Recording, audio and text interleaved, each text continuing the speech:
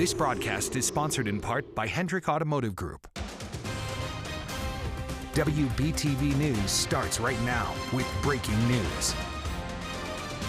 And that breaking news coming out of West Charlotte this morning, where crews are cleaning up the last bit of a fuel spill. Our Sharon Hayes will join us in a few moments live with more details. And we continue to try to ask questions to try to be better, be better as a father, be better as a husband, be better as a creator, as a writer, director, whatever the case may be. You just continue to ask questions to try to get better, and you just live each day as if it's your last. He was known as one of the most electrifying basketball players of all time and made it his duty to never be satisfied, even after retiring and entering into a new space of life. This morning, millions mourning the life of Kobe Bryant. Our Anne-Marie Haggerty is live this morning. And good morning. Thanks for waking up with WBTV News this morning here on this Monday, January 27th. It's now 5 a.m. Good to have you with us. I'm John Carter. And I'm Mary King, in for Christine Spiro. We'll get to those stories and more coming up. But first, of course, the Duke Energy Building lighting up in purple and gold this morning to honor Kobe Bryant. Before we get into our coverage of Bryant, we do have some other news for you, though. Yeah, we want to let you know that Avery County schools are on a 3-hour delay this morning. Avery County schools 3-hour delay. So let's talk about the weather and see what's happening up there. And locally, here's meteorologist Al Conklin. Yeah, John, we have a little winter weather that's coming into the mountains yet again here this morning. For the rest of us, though, it'll just be some spotty showers today. You can see this complex system moving in. However, most of the rain, most of the precipitation is south of us, but above about 3,500 feet, we are getting a little bit of snow, and there will be some snow today. And as a result, we've got that winter weather advisory, which runs through the day today into tonight. But again, this is confined to the mountain counties, so Allegheny, Ashe, Watauga, Avery, Metro, Yancey, and so forth. Again, some snow up there. The rest of us, though, will have a few spotty showers. No rain right now, though. We're cloudy here in Charlotte. It is dry this morning, and it's not as cold as yesterday morning. We were 27 yesterday morning. This morning, we're at 37 here in Charlotte and Monroe, 35 in Albemarle, 34 in Salisbury, 40 in Hickory, and 37 now around the Morganton area. For today, lots of clouds. Not too much rain, though. These will be spotty showers. It'll be hit or miss for the afternoon hours for the most part. Again, a little different story in the mountains. We'll talk about several of these systems that will be impacting us over the next couple of days. I'm looking ahead at the weekend as well. I've got that part of the forecast in just a couple of minutes. Right now, first alert traffic. All right, thanks, Al. We're going to give you a live look at the current conditions map, give you an idea how things are looking out there right now. Basically, we are all clear. We did have a tractor trailer overturned. We're going to tell you more about that in just a moment here. But otherwise, things are really looking good. The major interstates, major thoroughfares here are pretty much cleared. No accidents being reported.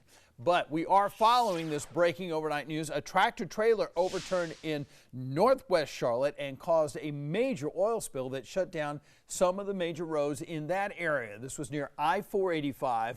Our Sharon Hayes joining us now live from that location with the very latest. So Sharon, how are the roads looking this morning since this all happened?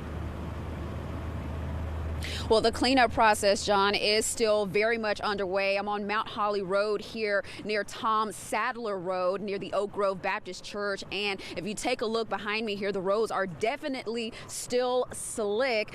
Charlotte-Mecklenburg Police do have this particular portion of Mount Holly Road blocked off. So definitely be cognizant of that this morning because you will not be able to access it. As I said, the road is still slick in the aftermath of this. And you can see some of the workers still cleaning up even since this happened at 10:30 last night. And that when it did happen, Charlotte-Mecklenburg Police, Charlotte firefighters were definitely out here in number trying to get up the spilled gas and the overturned truck as quickly as possible. Now, Charlotte-Mecklenburg Police say a car ran a stop sign and hit the tractor trailer, which was a fuel truck, causing it to overturn. And Charlotte firefighters made it known very quickly this was a, quote, major fuel spill, end quote, that resulted. Mount Holly was closed in both directions very soon after. And people were diverted from this area and told to avoid being close. Now, within the past hour, we do know that that tractor trailer was removed from this location. And again, this road does remain closed. We don't have an idea just yet of when it will reopen, but we'll continue to check in with authorities on that. Now, as far as the driver of that fuel truck, we are told that he was taken to the hospital with non-life-threatening injuries, and we have not heard of any injuries with the driver of the vehicle just yet. So until we have more information, I'm Sharon Hayes reporting live in Charlotte, WBTV on your side. All right, thanks, Sharon. Well, right now, here is a look this morning out of Los Angeles, where a memorial is growing for basketball legend Kobe Bryant outside the Staples Center, where he played for the Los Angeles Lakers. Yeah, thousands of people just been there around the clock since the news broke, and people around the world, and then right here in Charlotte, of course, mourning the loss of Kobe Bryant. As we mentioned at the top of the show, the Duke Energy building in Uptown is lit up in purple and gold, the colors of the LA Lakers. Yeah, the basketball star, along with 8 other people, including his 13-year-old daughter, were killed in a helicopter crash yesterday. That in Calabasas, California, that's near Los Angeles. Gianna, his 13-year-old daughter, was killed, as we said. We've learned they were traveling to Mamba Sports Academy for a basketball game. He regularly used a helicopter to fly to games and other locations. This morning, we're hearing from Hornets owner and basketball legend Michael Jordan.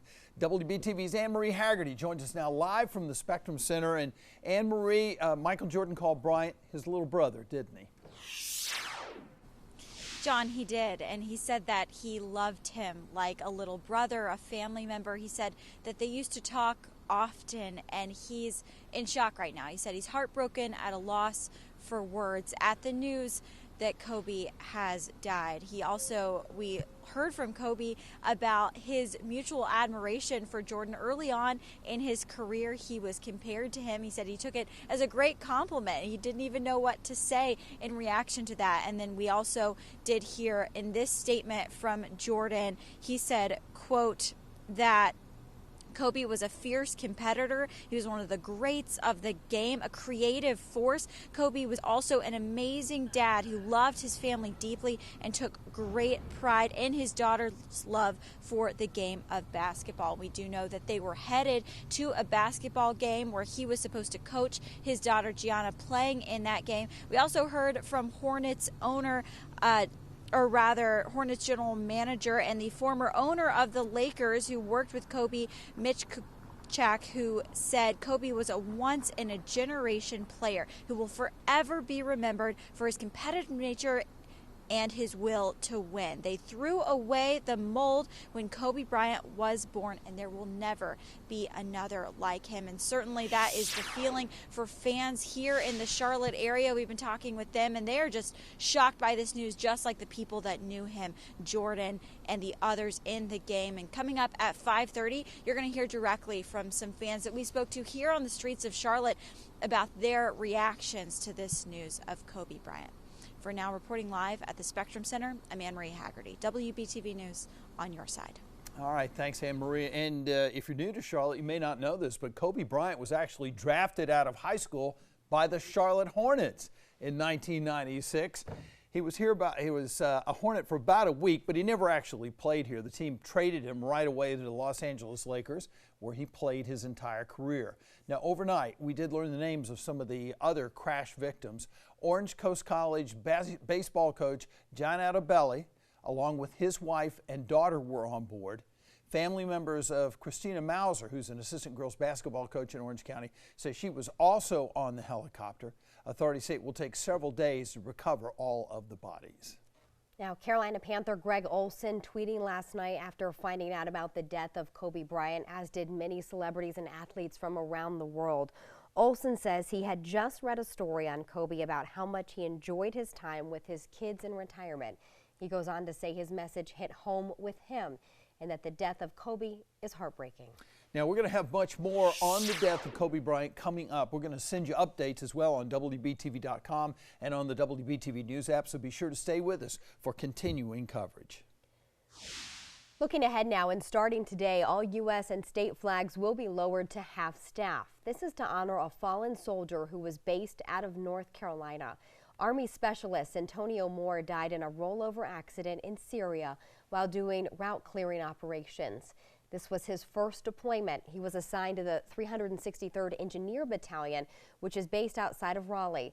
Moore leaves behind his mother, stepfather, 3 brothers, and a sister. Flags will remain at half-staff through Sunday, February 2nd. Well, right now, an investigation is underway after a shooting at a restaurant in Salisbury. 6 people were shot this weekend at Thelma's Down Home Cooking.